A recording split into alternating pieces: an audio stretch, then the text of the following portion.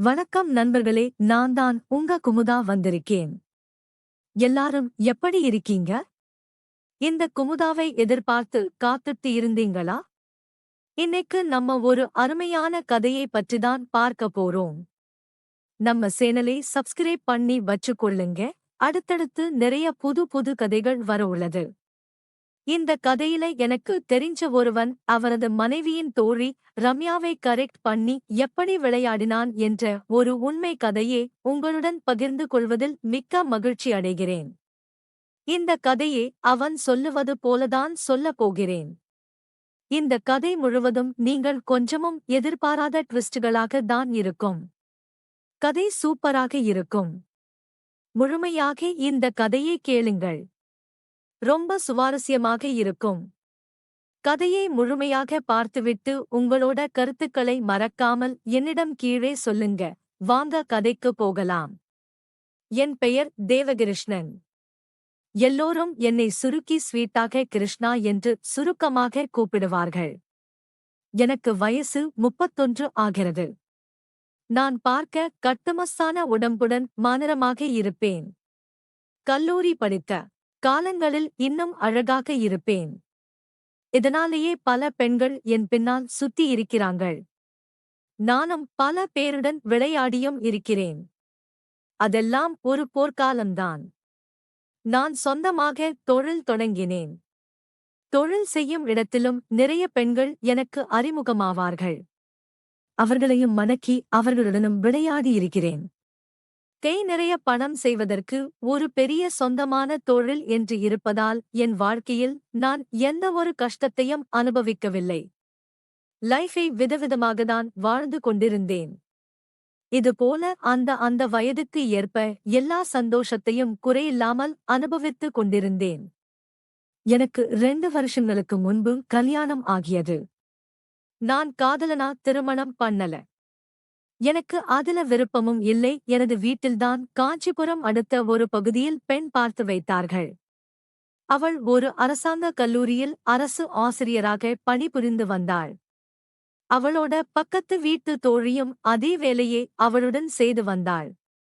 இருவரும் ஒன்றாக வேலைக்கு சென்றுவிட்டு ஒன்றாகத்தான் வருவார்கள். என் மனைவி பார்க்க அழகாக இருப்பாள். வட்டமான முகத்துடன் மாநிறமாக நல்ல மென்மையாக குள்ளமாக வடிவாக இருப்பாள். குடும்பத்துக்கு ஏற்ற மாதிரி அருமையாக இருப்பாள். ஒரு குடும்ப பெண்ணுக்கு உரித்தான அனைத்து அம்சங்களுடன் இருப்பாள். அந்த மாதிரி ஒரு பொண்ணுதான் எனது கேரக்டருக்கு சரியாக வருவாள் என்பதால நான் அவளை கட்டிக்க சம்மதம் சொன்னேன். எனக்கு கல்யாணம் செய்து வைத்தார்கள். நான் சொந்தமாக ஒரு வீட்டை எனது மாமியார் வீட்டுக்கு அருகில் வாங்கிக் கொண்டு வந்துவிட்டேன். இன்னும் என்னோட மனைவி மற்றும் அவளோட தோழி ஒன்றாகத்தான் வேலைக்கு சென்று வருவார்கள். இந்த கதையோட கதாநாயகி என்னோட மனைவியின் தோழிதான். அவளை பற்றி இப்போ உங்களுக்கு சொல்றேன். என் மனைவியின் தோழியின் பெயர் ரம்யா. வயது 28. என் மனைவி வயதும் அவள் வயதும் ஒன்றுதான். ரம்யாவுக்கு என் மனைவிக்கு முன்னாடியே கல்யாணம் ஆகிவிட்டது. இப்போ அவளுக்கு 2 குழந்தை இருக்கிறது. 2ஆம் வகுப்பு படிக்கும் ஒரு மகள் மற்றும் 2 வயது மகன் இன்று இருக்கிறார்கள். அவள் கணவர் ஊரில் இல்லை. அவர் வெளிநாட்டில் வேலை செய்கிறார். அவளுடன் அவள் அம்மா மட்டும்தான் உள்ளார். அது எனக்கு ரொம்ப வசதியாக போய்விட்டது என்றுதான் சொல்ல வேண்டும். ரம்யாவை பற்றி சொல்ல வேண்டும் என்றால் இந்த கதை முழுக்க சொல்லிக் கொண்டே போகலாம். ரம்யா என் மனைவியை விட மிகவும் அழகாக இருப்பாள். அவள் மற்றும் அவளது அம்மா ரம்யாக்கு இங்கு வேலை கிடைத்ததால கிராமத்திலிருந்து இங்கு வந்திருந்தார்கள். அவளது குடும்பம் அவளது கிராமத்தில் உள்ளார்கள். ஆகையால் அவளிடம் அந்த கிராமத்து பொண்ணுங்களுக்கு உரித்தான முக லட்சணம் இருந்தது. நிலா போன்ற வெள்ளை நீண்ட முகம், முட்டை போன்ற கண்கள், நீண்ட தலைமுடி, நல்ல வளைவு, நெளிவான உடல் அமைப்பு என்று பார்க்க தேவதை போல் இருப்பாள்.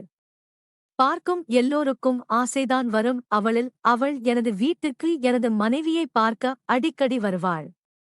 என் வீடும் அவள் வீடு மாதிரிதான். அவள் அடிக்கடி வரும்போது நான் அவளையே பார்த்துட்டு இருப்பேன்.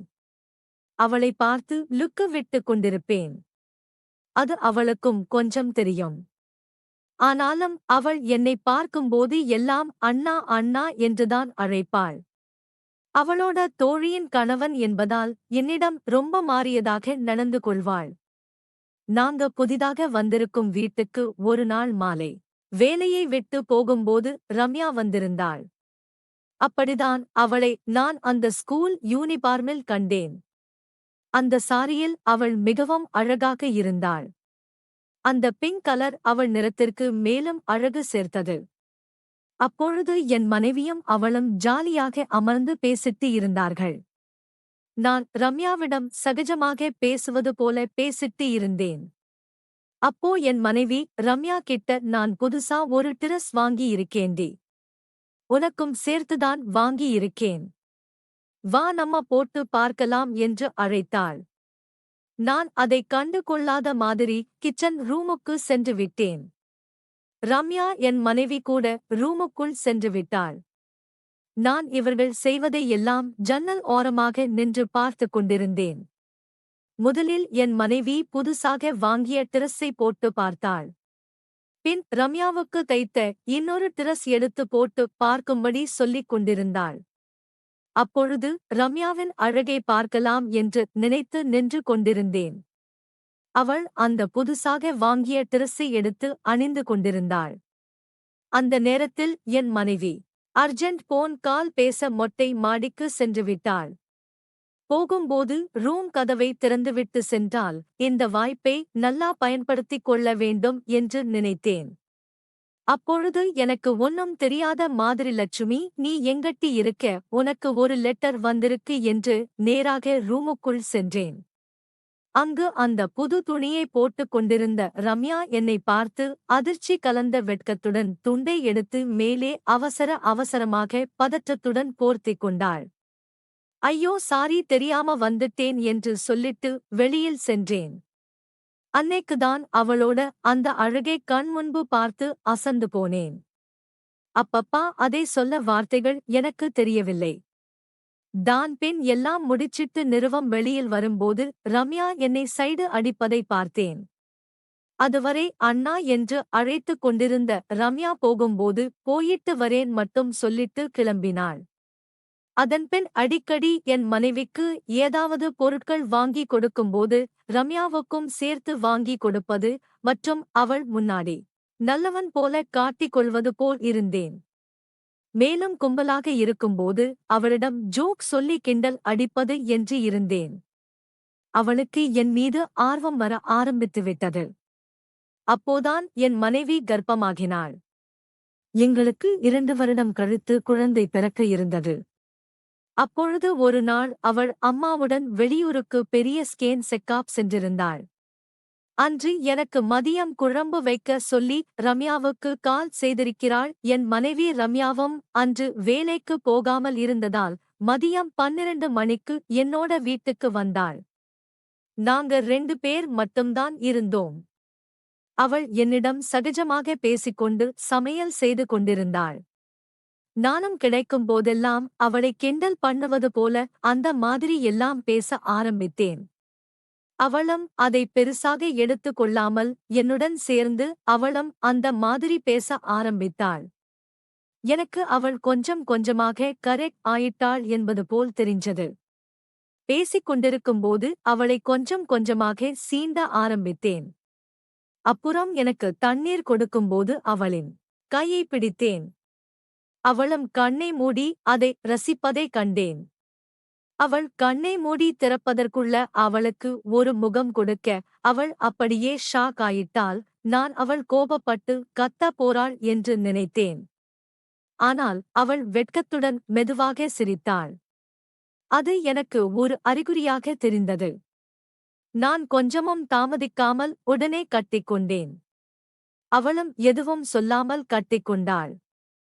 நான் கொஞ்சமும் தாமதிக்காமல் அவளை உள்ளே அழைத்துச் சென்றேன். உள்ளே சென்றதும் எங்கள் ஆட்டத்தை ஆரம்பித்தோம்.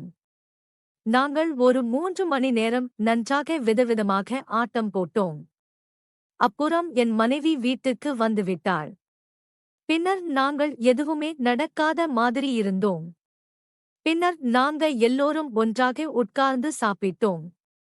நான் சாப்பிடும் பொழுதும் அவளையே பார்த்துட்டே இருந்தேன். அவளும் என்னை ஓர கண்ணால் பார்ப்பாள். என் மனைவி வீட்டில் இல்லாத நேரங்களில் எங்கள் விளையாட்டு சென்று கொண்டேதான் இருந்தது. அந்த சம்பவத்திற்கு பின்னர் நான் அவளை கிடைக்கும் சந்தர்ப்பங்களில் எல்லாம் ஆட்டம் போடுவேன். அவளும் என் கூட ரொம்ப சந்தோஷமாக இருந்தாள். கதை அவ்வளவுதான் ஃப்ரெண்ட்ஸ். இந்த மாதிரி ஏதாவது சம்பவங்கள் உங்கள் வாழ்வில் நடந்தது உண்டா என்று என்னிடம் சொல்லுங்கள். கதை பற்றின கருத்துக்களை கீழே கமெண்டில் சொல்லுங்கள் நண்பர்களே. இது போன்ற சுவாரஸ்யமான கதைகளை பார்க்க எங்களது சேனலை சப்ஸ்கிரைப், லைக், கமெண்ட், ஷேர் பண்ணுங்கள். குமுதாவுக்கு பிடித்த நபர்களில் நீங்களும் ஒருவராகுங்கள். அடுத்து இது போல ஒரு அருமையான கதையோடு உங்களை சந்திக்க வருகிறேன். நான் உங்கள் தேவதை குமுதா. நன்றி.